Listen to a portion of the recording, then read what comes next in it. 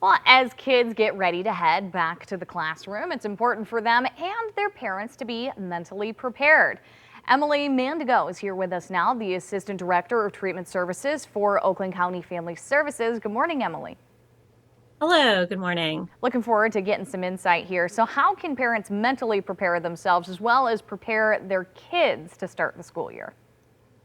I think one of the most important things is preparing yourself as a parent that's going to help prepare your child, making sure that any anxieties you're feeling, any worries you're feeling, that you're kind of checking in with those before checking in with your child and how they're doing. Looking at that social emotional development, that emotional readiness is the first step towards learning.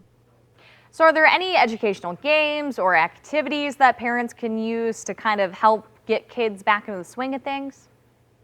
I think just kind of having routines and putting things in that reading at night with your kids, reading is just the conduit for all learning. So reading, getting your child to read, um, having those routines in the morning, having those routines at night, and sometimes making a game out of it. I know with our son, like we race to do things, or we'll count how many books are we going to read and we'll line those up. So doing those small things to start to incorporate some of those learning activities back into them.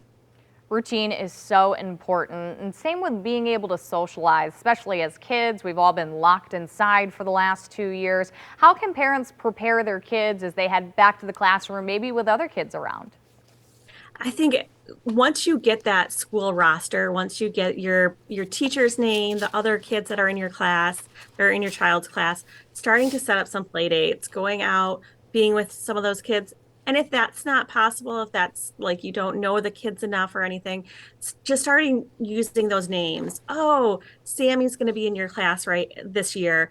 What do you think Sammy likes? What are some things that they might enjoy doing? Starting just to use those names so they're comfortable and familiar with them, along with the teacher's name too.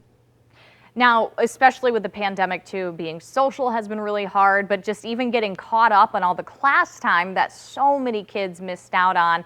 Should parents maybe lower their expectations a little bit when it comes to how successful kids are in the classroom? Or is there anything that parents can do to help them be successful this year now that we're kind of heading back to more in person?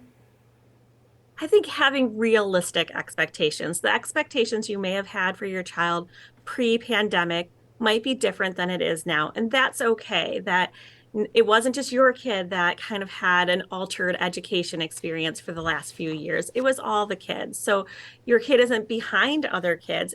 Your kid just might be behind what your expectations would have been pre-pandemic, and checking in with those that's okay, and just because we're behind doesn't mean we're always going to be behind. And it doesn't mean that we have to kind of force things, and just education, that making things fun, making things more kind of easily digestible for your child, instead of having these higher expectations and then feeling bad yourself as a parent, or having your child feel bad as the child of not meeting those expectations. So just adjusting some of those expectations that you had. And finally, where can people go to learn more information about your organization, how it could potentially help people getting back into the classroom? So our website is oaklandfamilyservices.org. Our phone number is 248-858-7766. We have preschool. We do outpatient counseling, so therapy sessions, a lot of different services that can be of a benefit to parents and families.